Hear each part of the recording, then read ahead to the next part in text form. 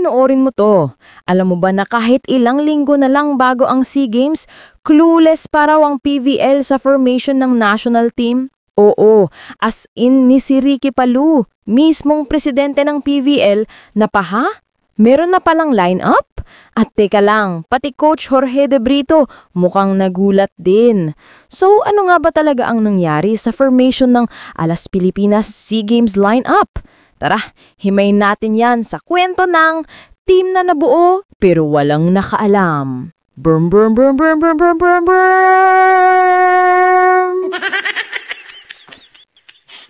Habang abala ang PVL sa kanilang reinforced conference, biglang bumulaga ang announcement ng Philippine National Volleyball Federation o PNVF.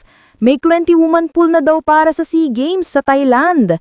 Ang twist, hindi raw alam ng PVL na may listahan na pala. Sabi ni PVL President Ricky Palou, "We didn't receive any request from the PNVF. What we learned is that they went directly to the teams asking for their players without informing us." In short, parang may nagbuo ng team pero hindi sinabihan yung liga kung saan galing yung mga players. Kung baga sa laro, di pa nagta-time out, may substitution na agad. At guess what? 15 out of 20 players sa pool ay galing sa active PVL teams. Kasama sina Gia Morado, De Guzman, Kat Tolentino, Madi Madayag, Fifi Sharma, Jen Yerba, Thea Gagate, Del Palomata at marami pang iba. Kaso, ayon kay Palou, we haven't even talked to the teams. Dagdag pa ni Palou, may memorandum daw silang sinendati sa PNVF tungkol sa player lending. Pero ayun, binago raw yung dokumento nang hindi sila sinasabihan. At yung pinalabas na version, ginamit pa yung letterhead ng Sports Vision na syuring organizer ng PVL. Parang sinulatan ka sa pangalan mo pero di mo naman pinirmahan. Gets? Kaya mayon, medyo nagkakagulo sa pagitan ng PNVF at PVL kung sino ba talaga ang dapat mag-a-approve sa pagpapahilam ng mga players. Dagdag komplikasyon pa, may memo rin daw mula sa POC, yung Philippine Olympic Committee, warning na baka ma-withdraw ang participation ng Alas Pilipinas kung hindi susunod ang PVL sa Memorandum of Agreement para sa SEA Games. Pero malinaw si Palou dito. Sabi niya, the PVL has always been supportive of the national team, pero dapat give and take partnership yan. Habang nangyayari tong kalituhan, si Coach Jorge Souza de Brito naman medyo nagulat din. Ayon sa interview ng Spin.ph, sabi ni Coach, No, I don't want this because I only work on the technical part, not the political ones. In short, gusto lang niya mag-focus sa laro, hindi sa gulo. Dagdag pa niya, okay daw siya sa line-up pero open pa rin siyang magdagdag ng players, lalo na kung may mga nag-e-excel sa PVL ngayon. Sabi pa niya, the national team is the place for all the best players. Pero ito yung catch, may nabanggit na training camp daw sa Japan o Taiwan from November 15 to 30. Tinanong si coach kung confirm John. Sagot niya, I don't know. You're telling me now, but I'm not talking about something that I don't know. Ayun, kahit siya hindi pa sure. So ayun mga ka-joust, mukhang Alas Pilipinas pa lang ang pangalan pero wala pang malinaw na formation. Parang team na di pa nagka-General Assembly bago lumaban sa tournament. Si Palou, babalik pa lang ng Manila on November 2 para kausapin yung mga club teams at mismong POC President. Habang si De Brito naman, chill lang, focus sa training plan. Kahit parang waiting game pa rin kung sino talaga ang sasabak sa SEA Games. Pero ito ang real talk. Kahit anong gulo sa taas, yung mga atleta pa rin ang nasa gitna ng laban. At sa dulo, sana magkaisa ang PVL, PNVF at POC. Kasi pagdating sa bansa, isang team lang tayo. So mga kababayan, ano sa tingin niya?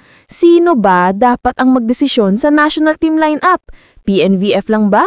O dapat may say din ng PVL? I-comment nyo sa baba. At kung gusto nyo ng mas marami pang volleyball chika na may halong intriga at analysis, don't forget to like, share, and subscribe. Para sa bayan, para sa laro. Ito ang Joust Valley, ang tambayan ng mga tunay na volleyball fans.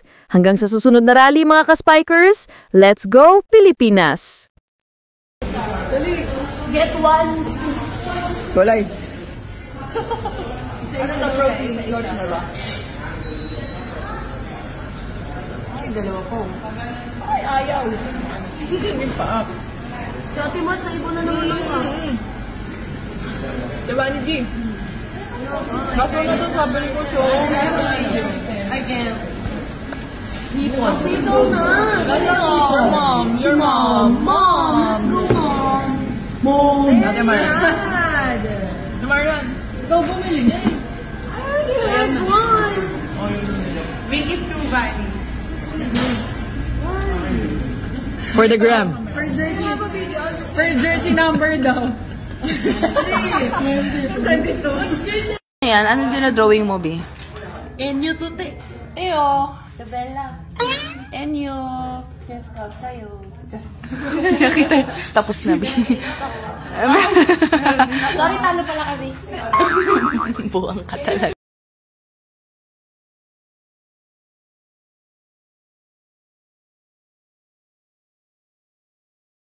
Walang tatawa. Ay.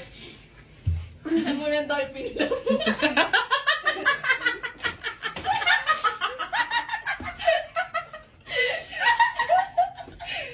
Kaninong dolphin tayo? Diyan, nalulunod na ako sa tubig. Hindi ka mahumiinom. Ready, ready, 1, 2, 3. Hazue, hazue, hazue, yeah, yeah, yeah. Hazue, hazue, hazue, yeah, yeah, yeah. Jumpa boop, jumpa boop, jumpa booga, booga, boop. Happy birthday! Happy birthday also, Miguel.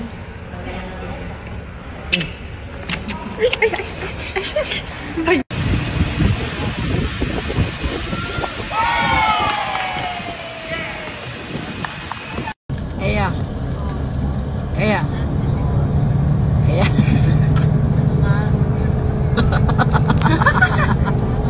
Ang lakas ng loob. Di, kinakabahan na ako.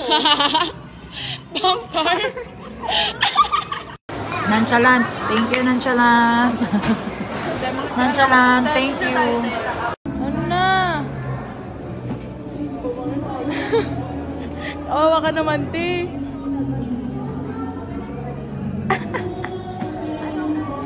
Look. Pa ako tinulungan. Bibidyo-bidyoan mo pa ako. Bet, tiga mo ang dala ko. Sige daw. Joke lang, be.